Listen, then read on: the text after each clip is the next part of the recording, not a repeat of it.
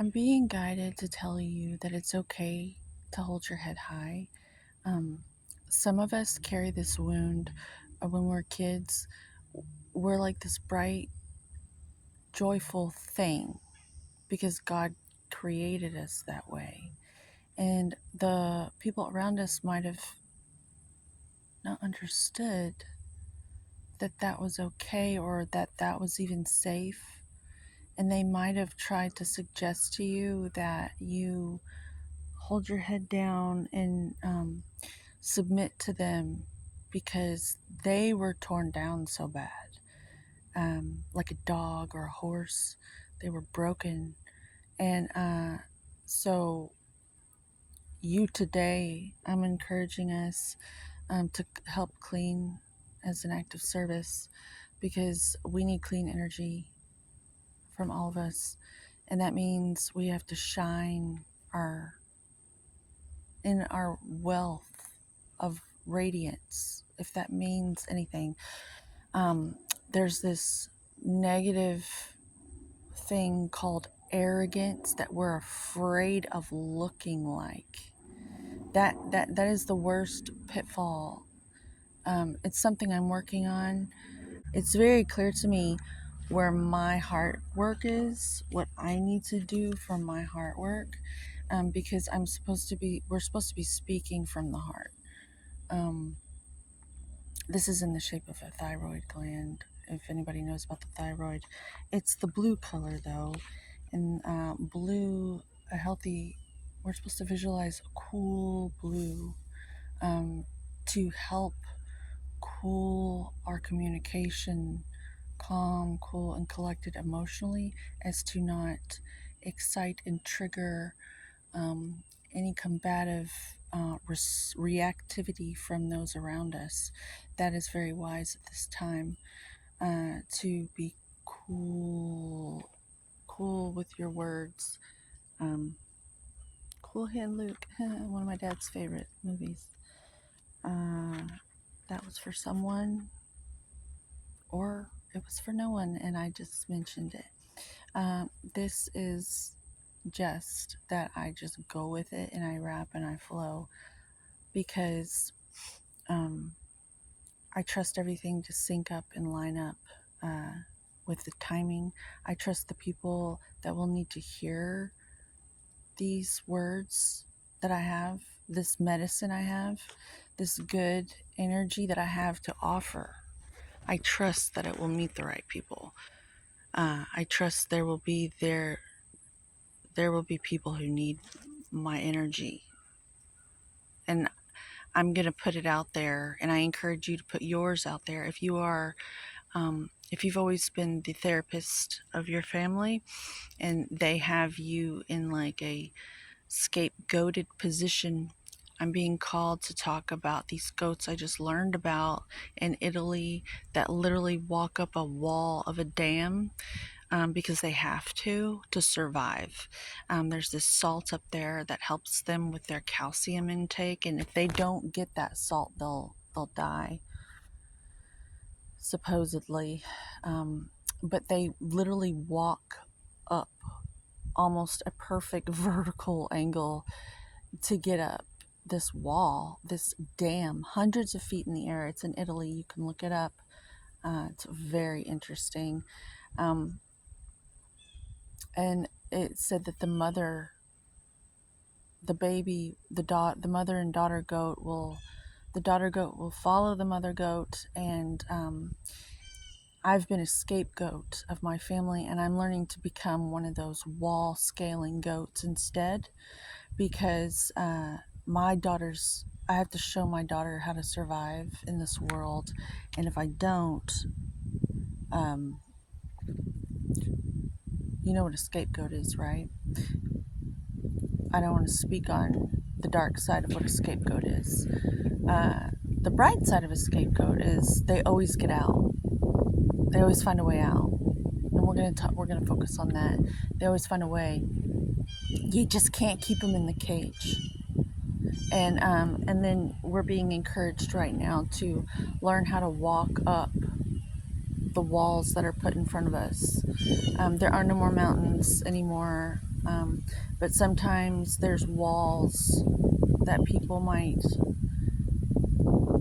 like a master in disguise, as the universe encouraging you to see what you're made of, to see what you're capable of, to see if you're worth the gift that it wishes to bestow upon you. Um, Say you were a trillionaire and you were going to give away funding to individuals who you knew for sure would utilize the funding appropriately and it would actually improve the quality of their life. That's kind of like what the universe does. Um, it encourages us to prove right when it's about to fall apart, do you believe you're worth it, this gift that it wishes? It's going to give it to someone. It's going to give the funding, it's going to give the funds to someone. And oftentimes it only gives the funds out to those who take it because they believe they're worth taking it, because it's for their survival and they have to meet their needs. And that's just the law of nature. I see it every day in every species out here in nature. I see it in the squirrel here hanging upside down by its feet, eating like it's nothing. Like, it's so easy for this squirrel to do it because it's been doing it its whole life. It's prepared. It's like nothing. It just leaped. They like literally leap from tree to tree without wings. They're not. They're the goats of our community. These squirrels. I'm just in so much awe over these squirrels. I just love them so much because I feel like they're like the underdog, and I feel like God loves the underdog the most because they see there's like this divine intelligence that sees that you're doing your best, and it's building a case on all of us. And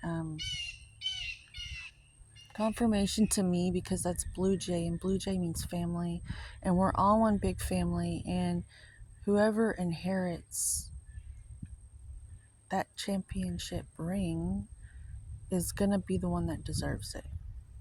And it's what you do in private, it's your thoughts, it's who you are, heartbeat after heartbeat. It's how you respond, it's how you show up. And that's the eggs we're laying. They're all golden because they're all coming from us. When we think there's no one watching, they're always watching, and they're inside of us. It's the divine intelligence inside of you that is God is all things, and it's you too. So we're always laying these golden eggs. Time to wake up to your power and your potential, and you can go any way you want. As Aleister Crowley said, um, do what thou will, and that shall be the whole of the law. Nothing really means anything. All that means anything is right now and what we choose to focus on. And with the attention span the way it is, I want to change the linguistics again. Here's a call to action to speak on the words attention span. I don't think I want such a big open portal for my attention anymore. I think I want a finite attention. I want to, instead of saying attention span, attention finite, attention pinpoint, through the needle of a thread. All the good writers know how to name things really interestingly and cleverly underneath the surface. And it's like this secret code that some people can tap into and see very clearly, and other people who just watch the movie and, it's all just like layers of an onion. You're aware of what you're aware of. Well, Idgie Threadgood didn't fit in, and she was the black sheep because you could tell when she had an itch, she always scratched it. But then she became Tawanda, to wield a wand and to thread good, which means she had the ability to sow her seeds well. in my mind. That's what that means.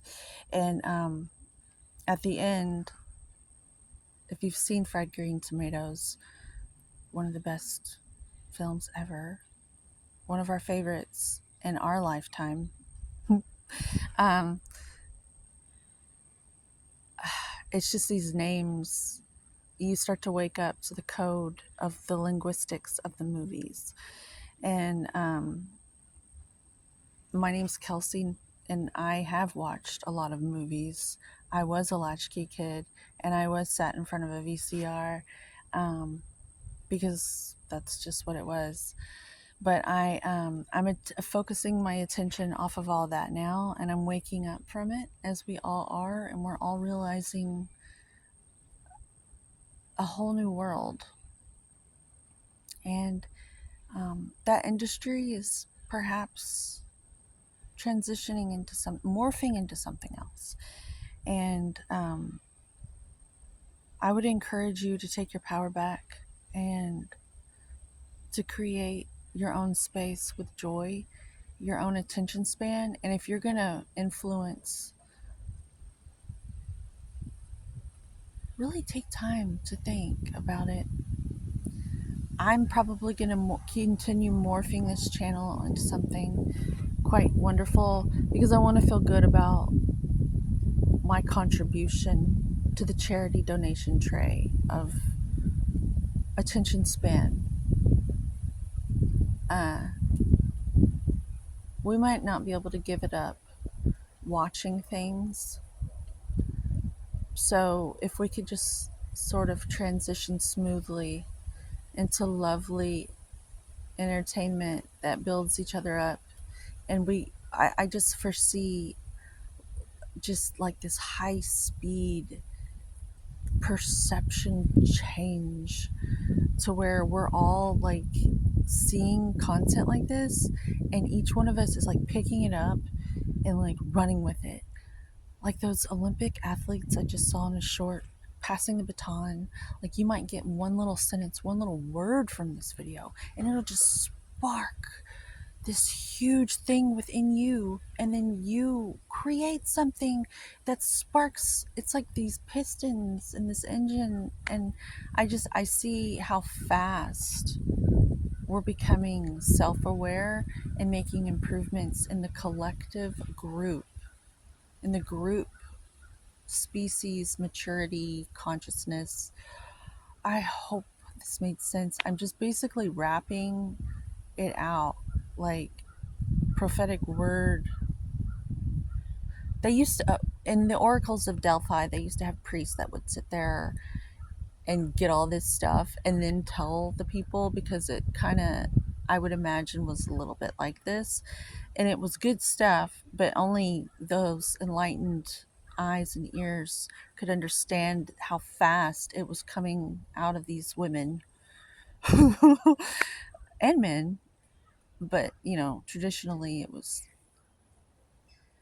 the daughters. If you really look back, there's a wonderful woman, Sangaya. She does sound medicine. Her name escapes me right now, but I might put her name in the description below when I go home, and it just like totally is available to me. I'm gonna go pick up my daughter now. Time to be that role, the roles we play. I gotta be that wall scaling goat so we can so we can survive. It's a necessity, and God loves me. And I think it's really cool that this dam is in Italy, like near the Vatican and all that. I think it's quite interesting. Anyways, I hope this was insightful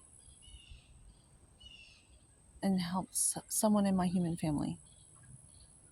If not, I at least put myself out there, and it feels so good to be able to do that freely, because we do actually have freedom of speech.